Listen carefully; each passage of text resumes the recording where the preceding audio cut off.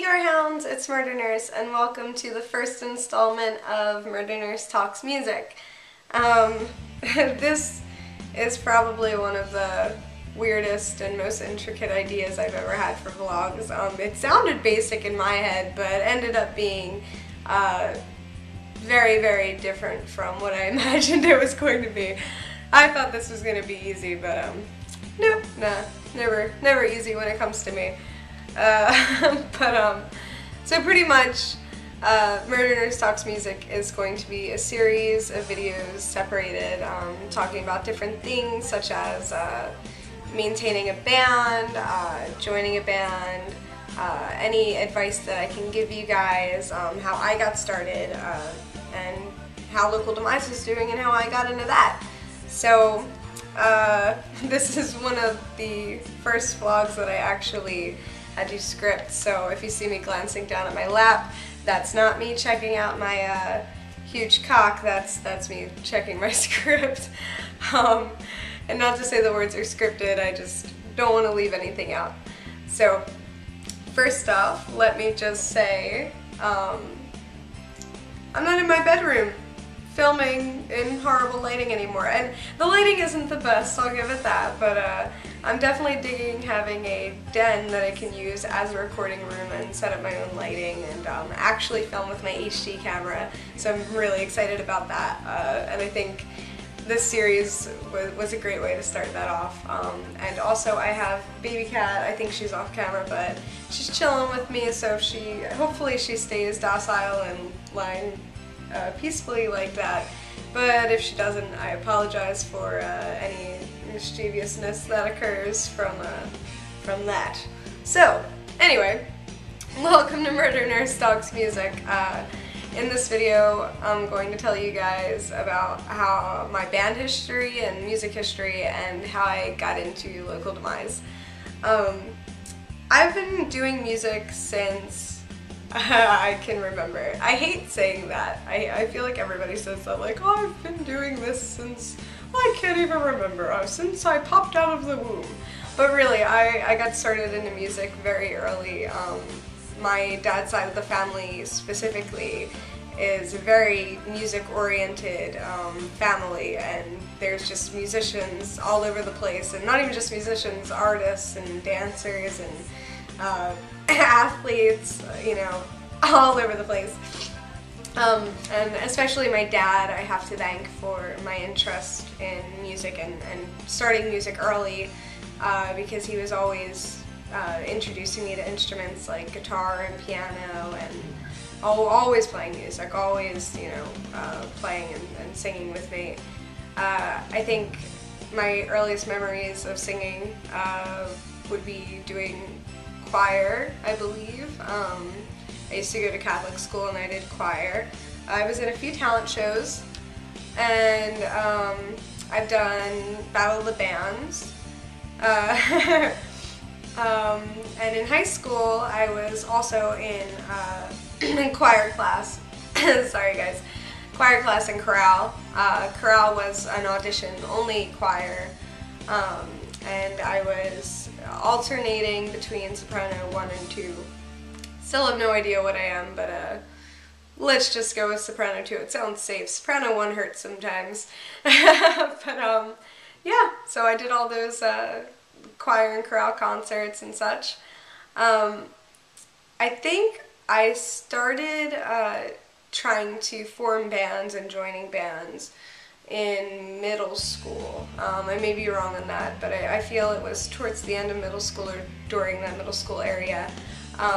And my first two, I called them bands at the times, but I guess they were more like two-piece projects. I was in a lot of two pieces with just me singing and then an acoustic guitar.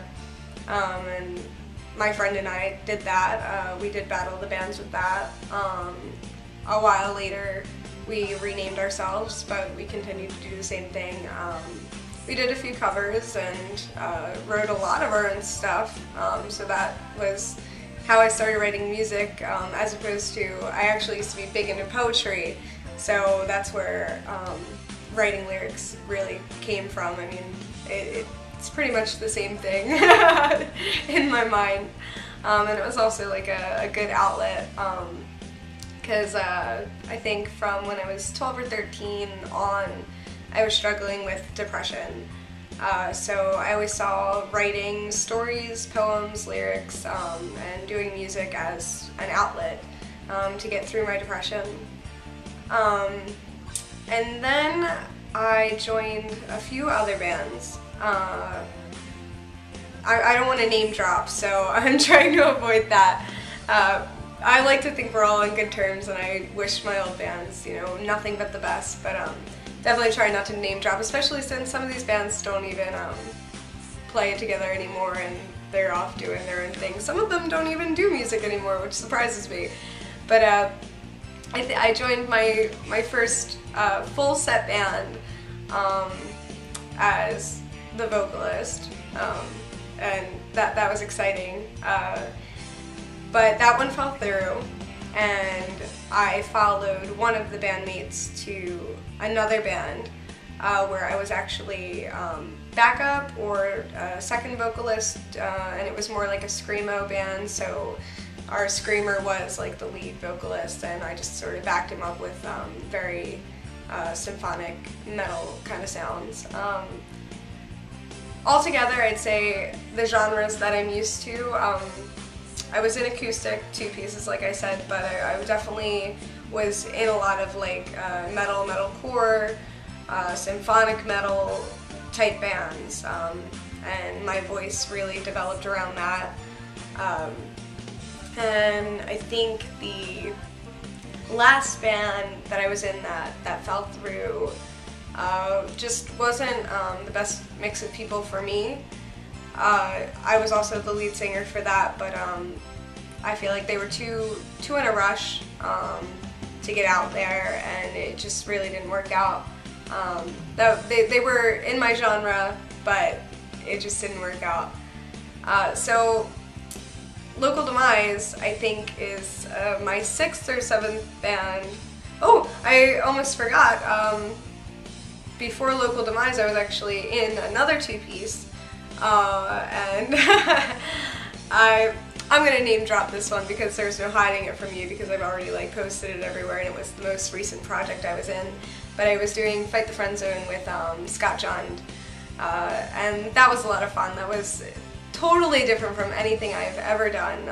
I've been in two pieces, but to collaborate and make music from 1,000 miles away from each other was an amazing experience, and definitely something you do not see or have to do every day.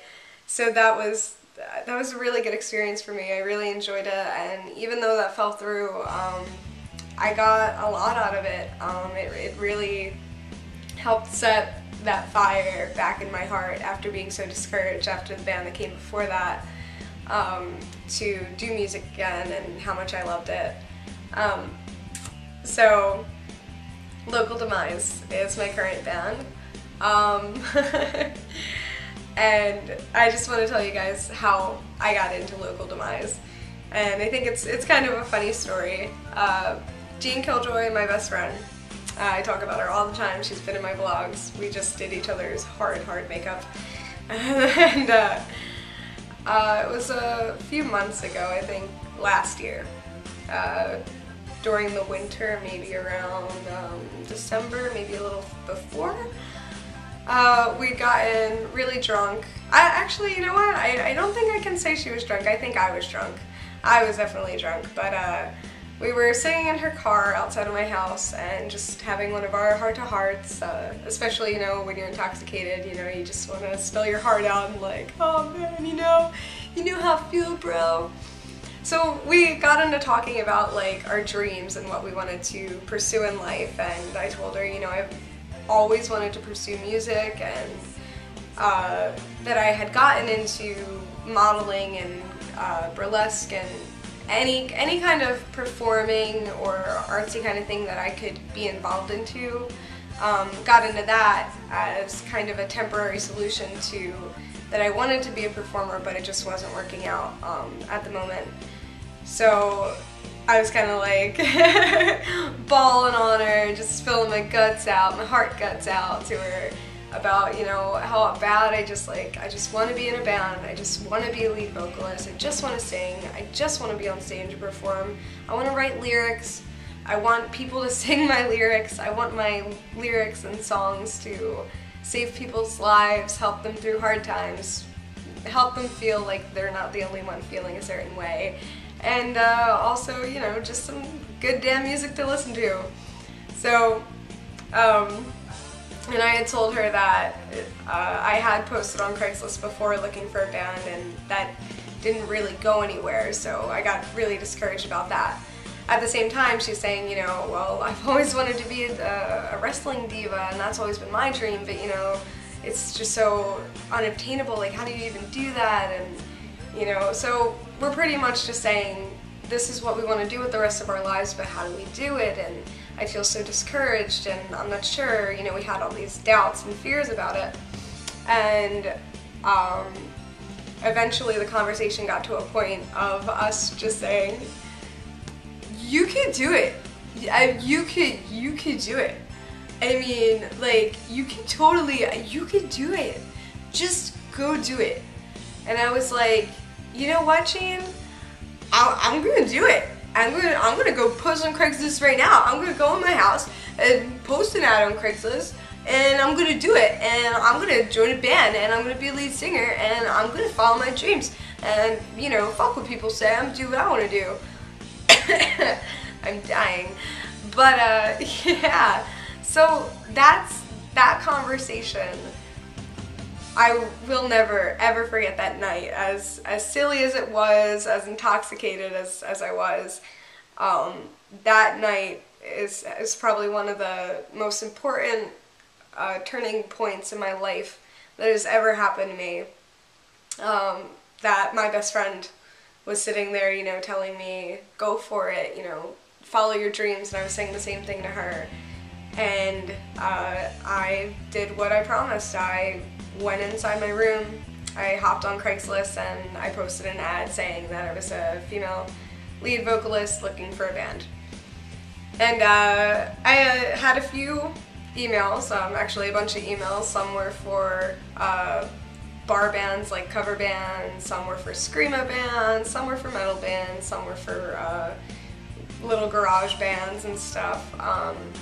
But the one email that stuck out to me was definitely local Demise's email.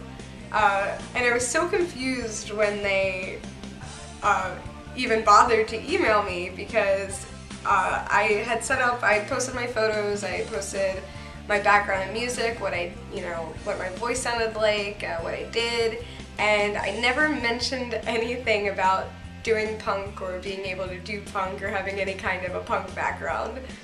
And Local Demise is, or was, we're different now, but was a punk band.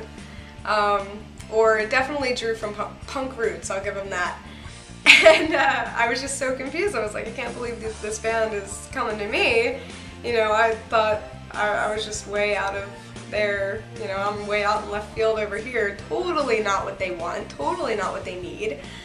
But I was like, you know what, I'll go meet them and see what this is all about. So I got to meet Adam and Travis after setting up a date. And I met them at this cool little, I think it was like a bar and grill up by them. And they came in with these like photo albums and showed me like all these photos from their past shows and all the things that they did. They gave me a CD, and then they let me come back and check out the band space at the studio that we practice at, and they just had this like bitchin' practice room. It was the coolest practice room I've ever seen. I mean, this is me coming from practicing in people's garages or in my living room or singing to my webcam, you know, like I was just, my mind was blown. And that room has only gotten better as we've worked on it since the winter that I joined. And I was just blown away. So they auditioned me, and we worked on. They taught me a lot of the old stuff, and Local Demise has been around for years. I mean, they've been out at this since, or I can't even recall, but I was probably a wee baby Seamus when Local Demise was out doing shows. So they've been at this for a while, and therefore their back catalog is like 20 or more songs that I had to learn and adapt to my voice. And that was another big thing, you know. I was like, you know, I don't do punk, right? And they were like, oh, you know, we'll teach you the ways. And each song I learned, each practice we had, and starting from, they were actually reforming their band. So starting from the 3-piece I think we were at the time, and then we got Dave on drums, and we got Parker to be guitar, and Travis does bass, and Adam does guitar as well. And just going from our 3-piece to 5-piece and teaching everyone the music and adapting it, and taking some of their heavier stuff and making it more symphonic, or adapting my voice and making my voice more punky where it needs to be. It was a process, but it worked. It worked out, and it's been working out for months now, and I'm happy to say that we made it work, and we're a full band now, and it's a new lineup, and it's a new Local Demise. It's Local Demise 2013, and I think you guys are going to love what you're going to hear from us. I personally love it. It's my favorite band that I've ever been in, and I'm just so thankful to this day that I ended up with them, because I could have ended up with anyone. I could have ended up with people who didn't care what I had to say, people who treated me like dirt, bunch of heroin addicts, because I can talk today. But yeah, I could have ended up in a bad spot, and I just feel so lucky that I ended up with them, and you know, they're surely becoming my second family, and I definitely consider them, you know, my best friends and my second family. And I love you guys. I love Local Demise so much. I love being a part of it, and I hope that when we start putting out music and start doing shows that you guys love it as much as I do. Because I don't know, I'm so crazy about it. I'm just happy that I finally got to pursue my dream, and I'm going to do everything in my power to see this band succeed. So yeah, that's my story of how I got into Local Demise, and actually doing this mini-series was inspired by a lot of heartfelt conversations, no homo, that actually lots of homo. We're a pretty homo band, homo erectus, but it was inspired by a lot of heartfelt conversations we've been having lately, and I just, you know, wanted to share with you guys how I got started in Local Demise and why I'm in it and why I love it so much, and why you guys should follow us on Facebook and check out our website, www.localdemise.com, and yeah, and tell them I sent you. Tell them Crazy Ass Murder Nurse sent me. And before I wrap this one up, I just want to say we got into the Jersey Shore Music and Arts Fest, which is a huge deal, and I'm crazy excited about it. And that will be Saturday, July 20th at First Energy Park, Lakewood, New Jersey. I'm going to post all the info down there in the description. If you guys want tickets, you can reserve and purchase them through me or any of the other bandmates. Please purchase them through us. It would mean a lot to us if you did and came and checked us out. So you can do that through us. And we are going to be playing the Gateway, which is us and 11 other bands that are heavier. So you're gonna hear like a lot of like metal, punk, hardcore, whatever. But the Jersey Shore Music and Arts Festival isn't just that. It's actually 50 plus bands and over 200 artists and just all this stuff going on. It's an all-day thing, and there's going to be something for everyone there. So even if our genre of music isn't your cup of tea, there's going to be so many different genres of music, so many different bands. It's definitely not, it's not a show to miss. It really isn't. So definitely check it out, and thank you guys for watching the first installment of Murder Nurse Talks Music, and I will see you in the next one. Bye!